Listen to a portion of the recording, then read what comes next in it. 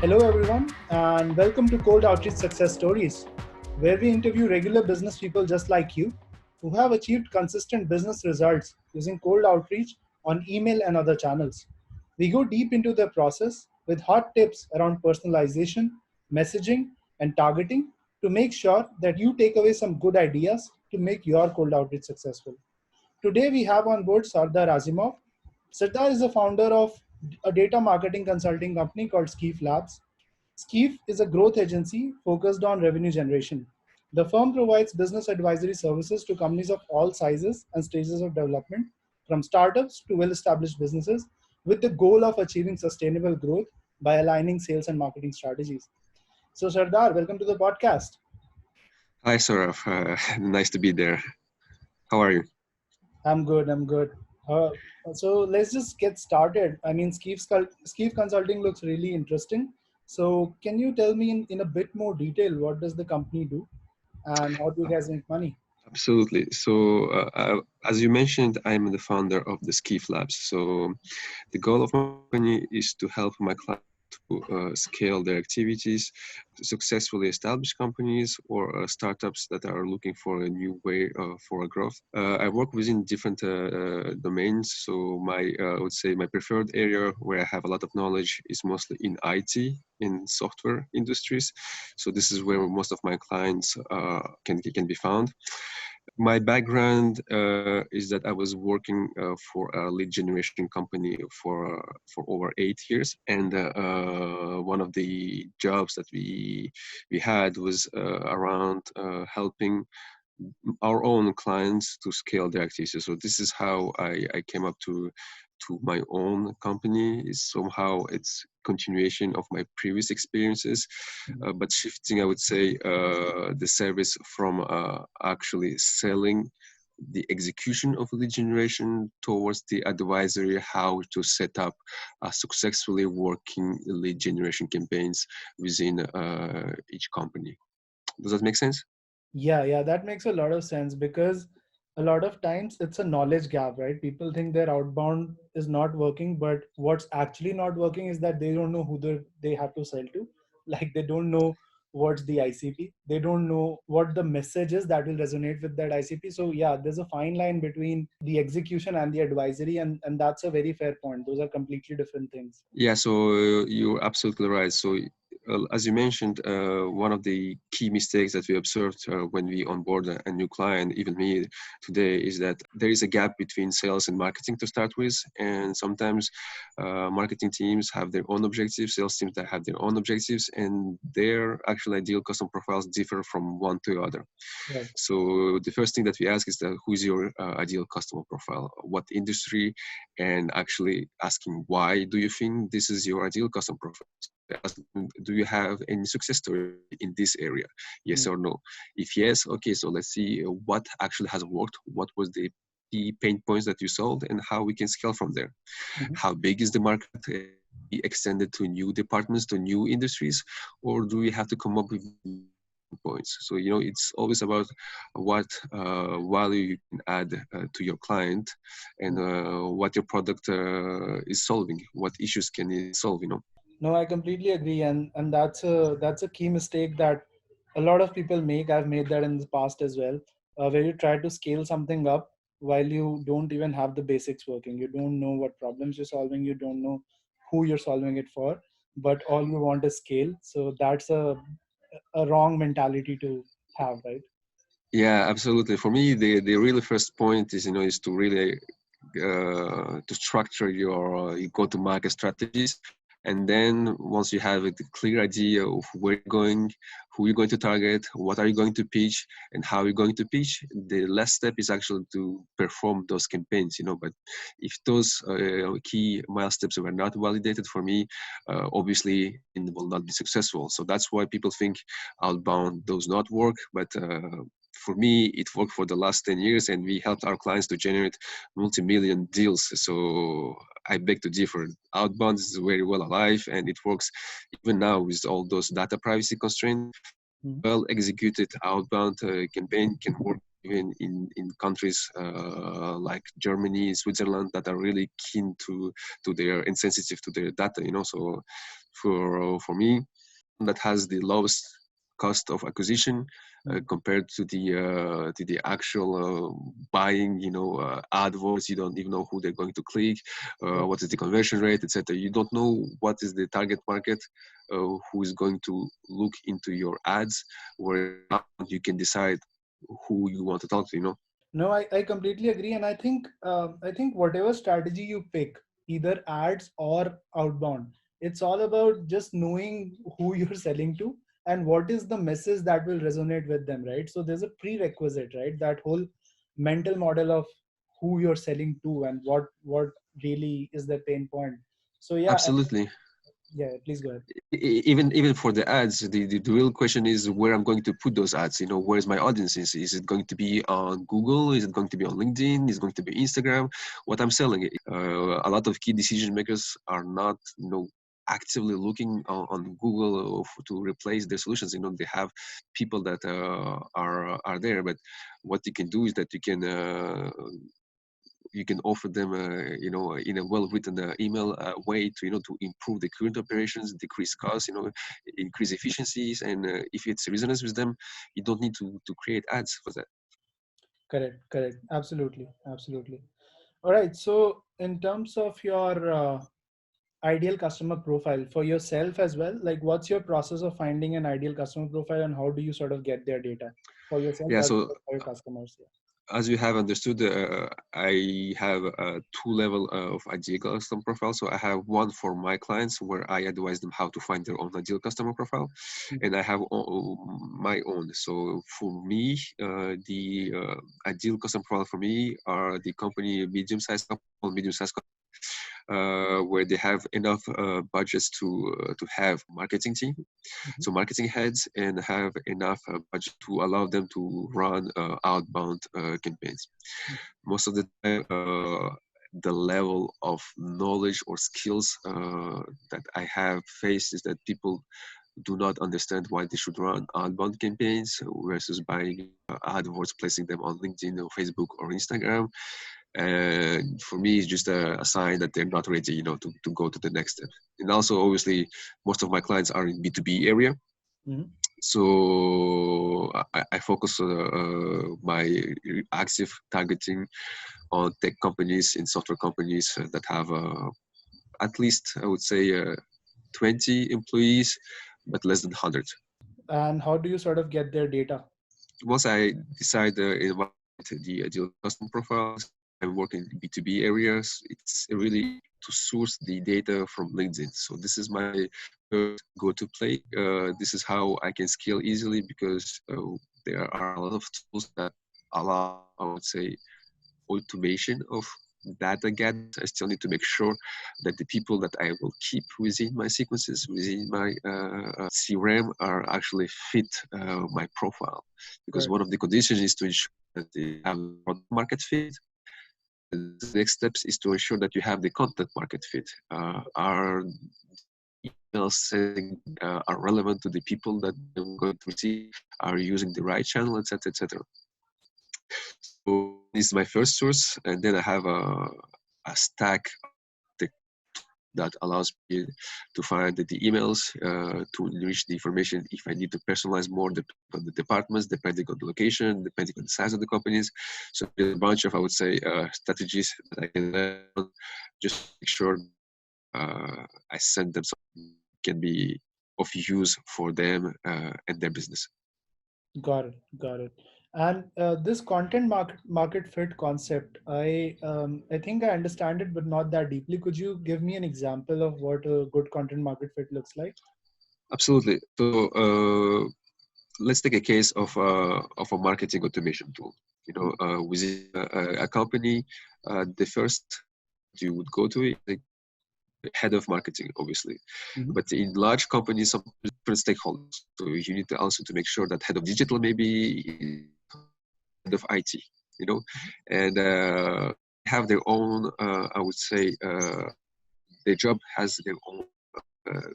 KPIs. So for the Correct. head of IT, maybe is to make sure that people, don't spend too much time on searching for data, or maybe is to make sure that this data strategy fits their global governance, that it fits their budgets. I need to make sure that when I'm sending an email to the head of IT, on his pains versus the pains of the head of marketing versus the pains of else, I still selling the same product, which is the marketing automation tool.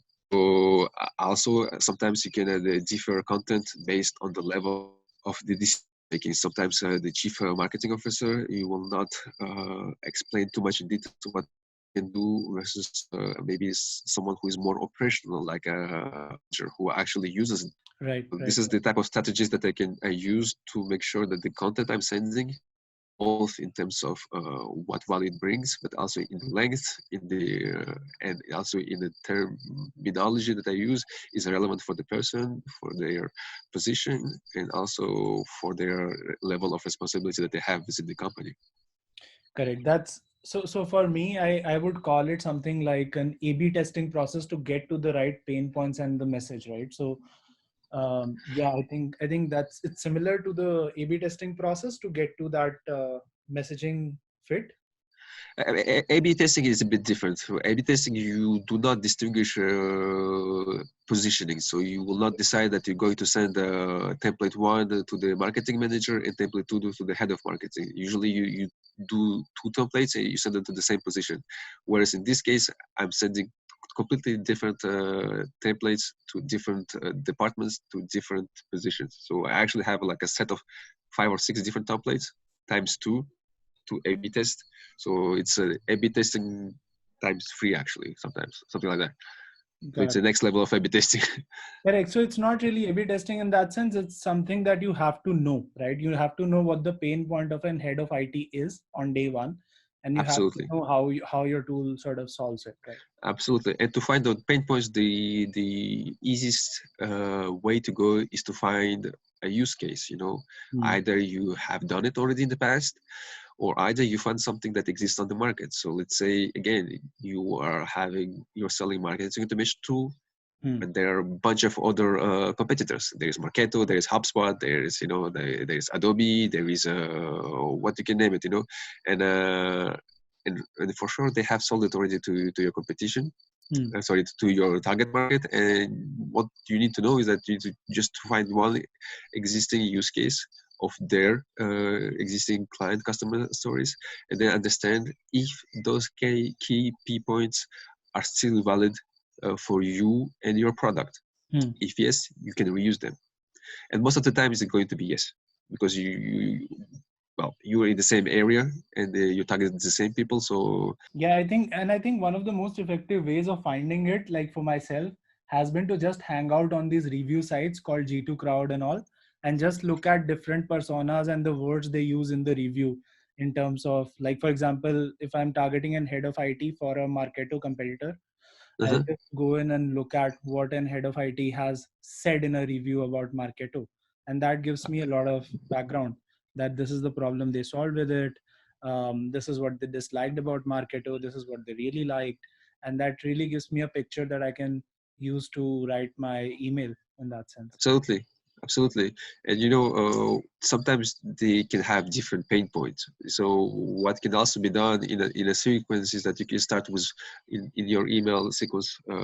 First, you can start one template, sorry, with one pain point, and then if you see that there is no reaction, you can send another email saying, okay, last time I mentioned this key point, but maybe this time you'll be more interested in second key point, and then to the third key point, etc., etc.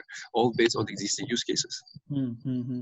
And see which one hits, right? One of them should hit. Absolutely.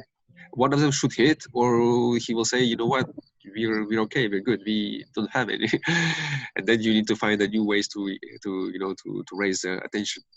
Correct. Either way you find out, right? Either way you find out if it doesn't work or it. Yes, you need to know the status. Either this is potential target, either it's not. But as long as you don't have a status on the prospect, you still going to try and to find out what can work. Maybe if it's not head of IT, maybe there is a new I would say a new door that can be opened with a head of marketing or head of digital. Absolutely, absolutely. All right. So, what does your cold outreach process look like in more detail? Then, what are the channels that you use? Is it mainly email or LinkedIn? What's the? So I usually do mainly emails, but we also incorporate sometimes LinkedIn. I find myself I hate when people contact me on LinkedIn, just get in touch with me, connect, and then try to sell something right away. Right. And that's why I try to avoid this type of approach in my outreach. I don't need to connect to someone to try to sell something. So that's Exactly. why you just need to figure out his email address and then just send an email. Mhm. Once you have the email that caught his attention, you have the door at least slightly open, and then you just need to put your foot in. If your product is good, if your skills are good, and if the problems that you're solving are actually really important for the company and for the person, and it fits his own needs, Mhm. obviously you will go further. You will not stop there. But Right. most of the time, the people are just lazy. They don't take time to learn about the company, about maybe about the potential challenges that they're facing. There's a lot of information even on the internet. If you just read, annual reports or read maybe some articles, if there's any, you can see that what they're going. Maybe there is going to be a merger. Maybe it's going to be a buyout. Maybe they're letting off people. There is Right. always information that you can leverage on to make it personal. Right. Right. You just need to care enough to know what's your prospect is living in right now. Yeah, yeah, it's absolutely about being curious. It's not just about having good sales skills, it's also about having a lot of awareness about the company's business, right? So you need to be curious enough to go read the annual reports, go read a key prospects LinkedIn articles that he might have written, because these guys typically, if they're facing a particular problem, they'll talk about it, right? They'll talk about it Absolutely, on LinkedIn. absolutely. It's out there. It's just about having that awareness that okay, there's so much information out there that I can leverage and sort of create a message that is personalized by the industry, account size, the department, as you mentioned, the head of IT, Yeah, as well as the personal stuff, right? The thing. absolutely. And usually, when people see that you care enough to spend time on discovering who they are, what pains they might be having, they tend to reply more. Because well, it's human thing. Like when you see that someone is spent his time on understanding how you could be helped. Obviously, you will tell them, maybe this is not the right time, maybe you don't have the budget, maybe you all said, maybe it's not your, in your area of expertise, but you will get an answer, you will get something. If it's Right. just a standard email that you send to everyone without even understanding what the person does within the company, etc., obviously you will not get anything.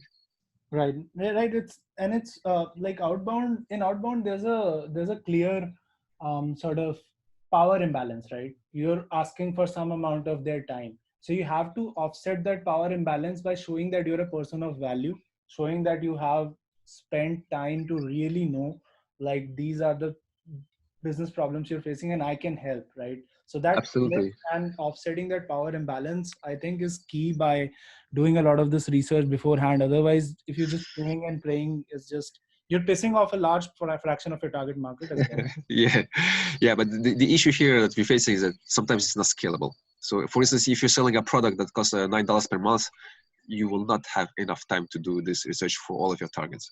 Hmm. So this is the whole question of how much revenue can I get from each customer versus how much time I'm going to spend. If to acquire a customer, you're spending one day, and it costs you like $300 to pay someone to get a customer that pays $9.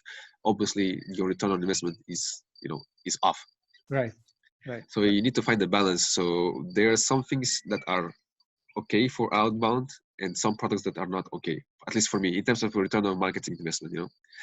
So there, you can still do outbound even for those $9 per month type of products, but it's going to be way less personalized. So you need to hit a larger number of prospects, Mhm. and you need to expect a way lower or reply rate, but still it can be achieved. Correct. No, no, it's those become completely different strategies then. Right? So if you Yes, read this particular blog post by this guy who's a VC, he's called Christoph Jans, and he has a really good blog post around 5 ways to build $100 million company. So he talks about exactly this kind of process there, and he says that if you're your ticket value defines your go to market, right? He says that in that sense, if your ticket value is something like a $10, then you need so much top of the funnel that you can't generate it by outbound almost. So you'll have Uh-huh. to have a self serve high volume inbound engine working, so that Absolutely. people come in, they free trial without touch, they automatically put their credit card in and start buying, right? So there Yes, are fundamentally different strategies for a high ticket offer versus a lower ticket offer.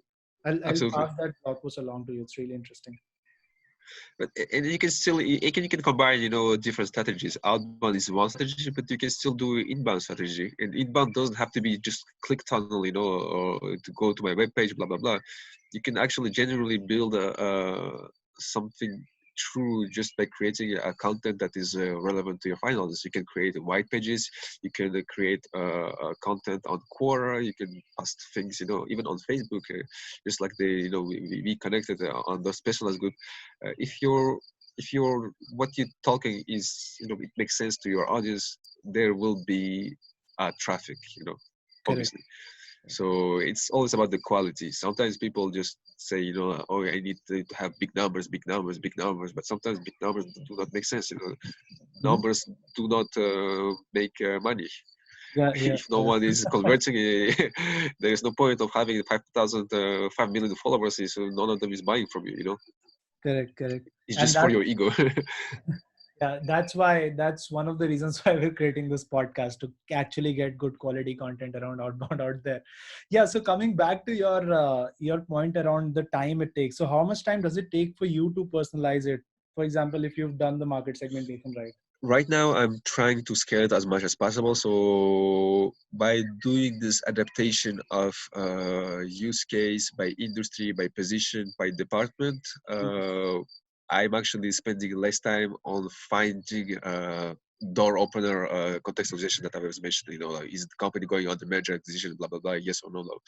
This is going to be done maybe on second or third wave of campaign, when when I already hit everyone with the content that I had.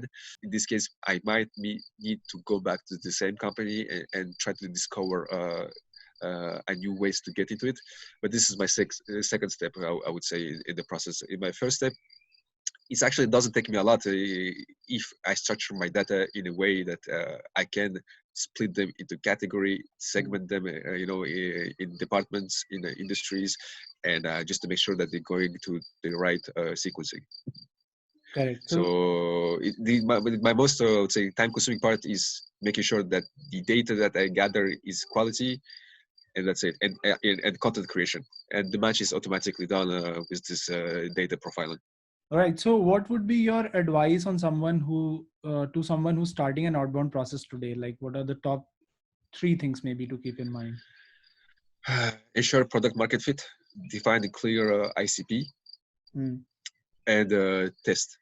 Test means sometimes we have an idea of who we think the ideal customer profile is, mm, and we put all of our efforts in this.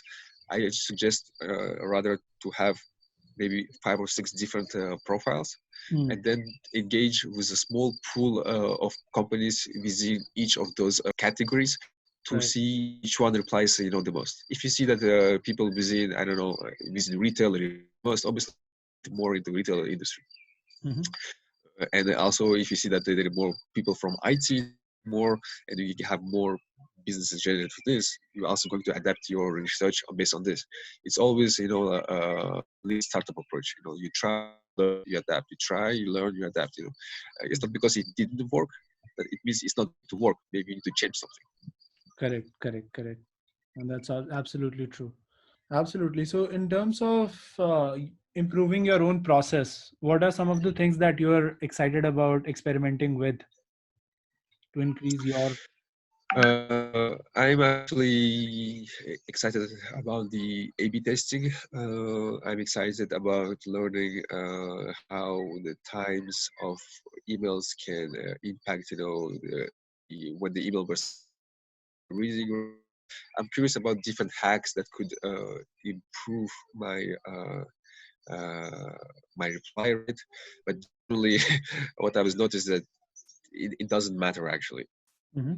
It doesn't matter as long as you making sure that the content you're sending is valuable. It doesn't matter if you send it at 5 o'clock in the morning Right. or at 8 in the evening.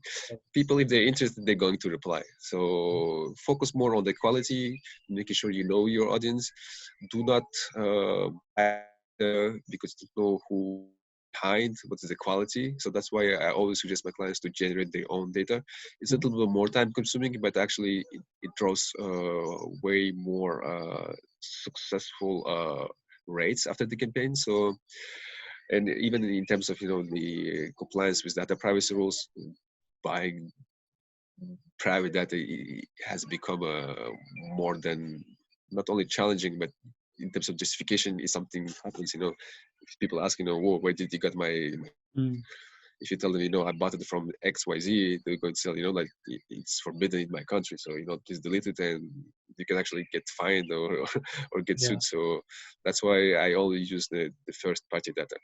Leverage on what you know. Don't trust, external providers. You don't know how it was updated, where it was got, the data. So LinkedIn is a good source, leverage on it, and you can always say, I found your profile on LinkedIn, and I figured out what was your email was, and that's why I'm contacting you. It's enough. Right. Right. Right. Right. Right. Mm, No, absolutely, man. I mean, data privacy is becoming more and more thorny by the day. There's so many different like GDPR was just the starting, and I think it's only going to get tougher. absolutely, and we're seeing it even in the US. The California Privacy Act. It's a sign that even the countries where people do not care about the data privacy is, they're becoming somehow sensitive to this point. Yeah, I mean it's the rise of whole it's the whole backlash against people like companies like Facebook, right? For example, with their whole Yeah, interference in the election and all that. So I mean, it's just a backlash that's happening, and data providers are caught in that backlash. So, yeah, and yes, maybe one last advice I would give to someone who is starting lead generation activities. You know, don't spray and pray. This is famous among lead gen professionals. yeah, Quantity is not enough. yeah, So it's not because you contact 10,000 persons that you will get 10,000 leads. right, So right, sometimes it's better to contact less and make sure that those leads are good quality, because even if you get some leads, time that you're going to spend to discover that actually those leads were not good leads, it's going to be too time consuming and resource consuming. correct, correct, correct. And yeah, the point about pissing off of people also remains, right? Because again, the It target does. market is limited, and you're sort of sending a 10-step sequence to a key decision maker with generic stuff. That's a big no-no, because then your value in their eyes would be zero.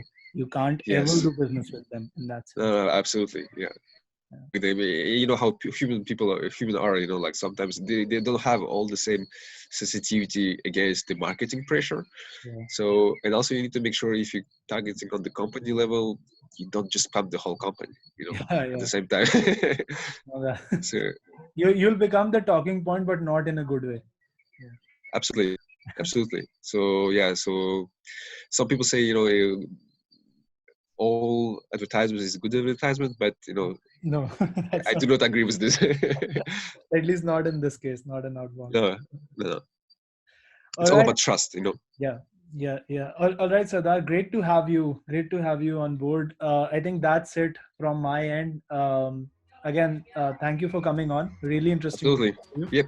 and would love to sort of intimate you once this is out.